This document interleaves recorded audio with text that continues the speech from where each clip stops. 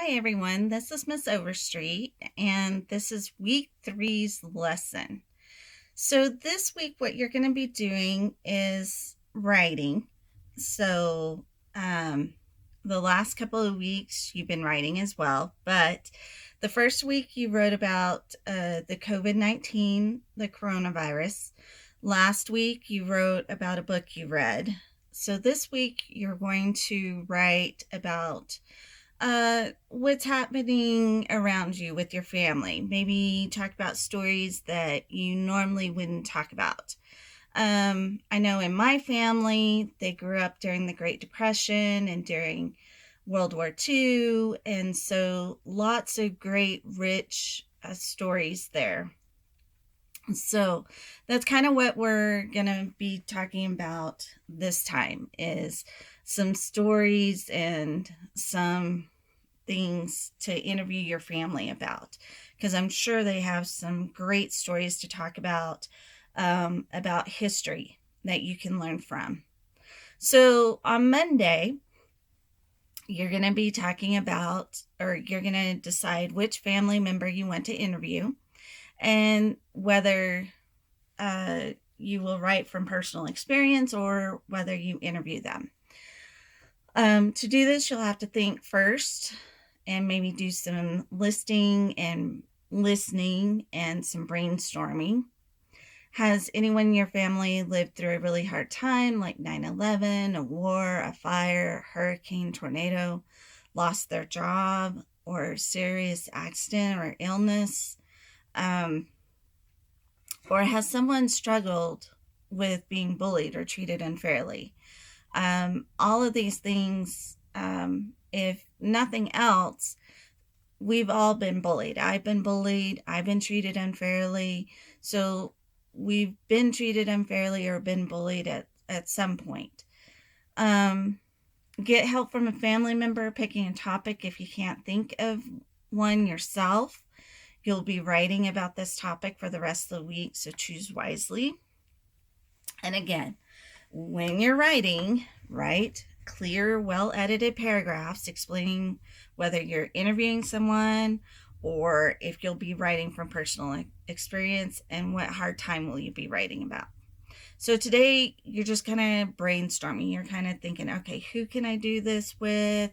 Can I call somebody? I mean, a lot of us have parents or grandparents or great grandparents who would love to talk about their experiences over the phone if they can't have you near them. So, who can you call to do this with? And are they technology savvy enough to maybe do a FaceTime with you, maybe a video interview with you, um, so that you could upload and share with me? You can do that because in Google Classroom, if you watch the video from last week, it shows you exactly how to upload things into Google Classroom. So, but if you have trouble, I will make another video or I'll walk you through the process. So, that's what you're going to do for Monday. You're just going to basically tell me what are you writing about, and then every day during the week you're going to be submitting that information. Remember, all these prompts or all these assignments build on one another. It's not independent assignments. They're all building on one another. So I'm not sure why you think they're independent, but they're all building from the theme for the week. So last week was reading. The week before was writing. This week is writing. You can kind of tell from the pattern. Probably next week will be reading again. So kind of remember, these are building on one another. Okay, so that's Monday. Tuesday. This is where you're going to write a clear, well-edited paragraph that uses as much detail as possible. And yes, you may write more than one paragraph to describe the hard time experienced by you or your family member. If you're writing about your family member, you include that person by saying something like, my father remembers how, or according to my grandmother. Okay, so those are some sentence starters for you. You will need You will not need to use quotation marks unless you use 5 or more of the person's words in the same order. So if you use one of these sentence starters, my father remembers how Vietnam was such a beautiful place to have an ugly war. You're using more than 5 words in there, so you would have to quote that. But if you're just saying my father remembers the Vietnam War, then no, you're not using more than 5 words of his. So that's how that works. If you're writing from your own experience, just say I remember and go from there. Do not, and I cannot say this enough, do not write I am writing about. Do not do that. Do not. And if I have to type it here, I will.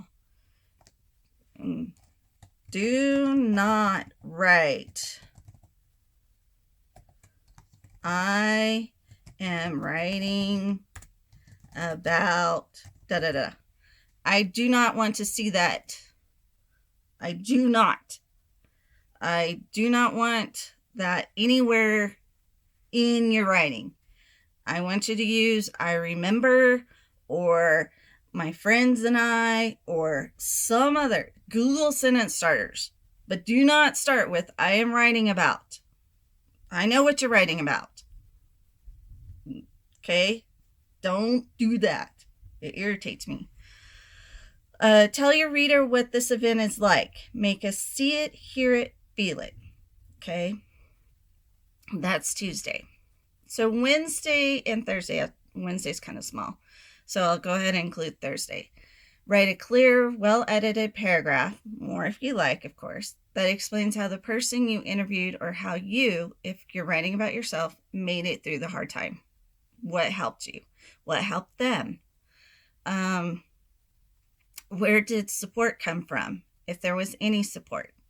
What sorts of things did your family member or did you have to do in order to survive that hard time?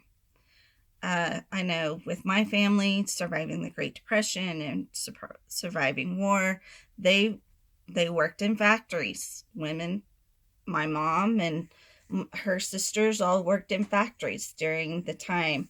And when war was over, they had to go and be housewives. So, it was very difficult for them to be so independent and then not be independent anymore. So it was a very trying time for everyone. So what hardships were there?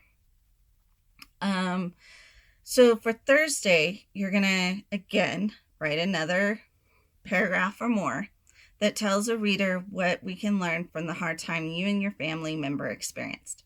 Maybe you could tell us what they've learned, or about how such a hard time could be prevented, or even some positives that came out of it. Or maybe you could tell us about what you and your family member discovered, or how you grew and became stronger through surviving such a hard time. Talk to your reader. Give us some advice.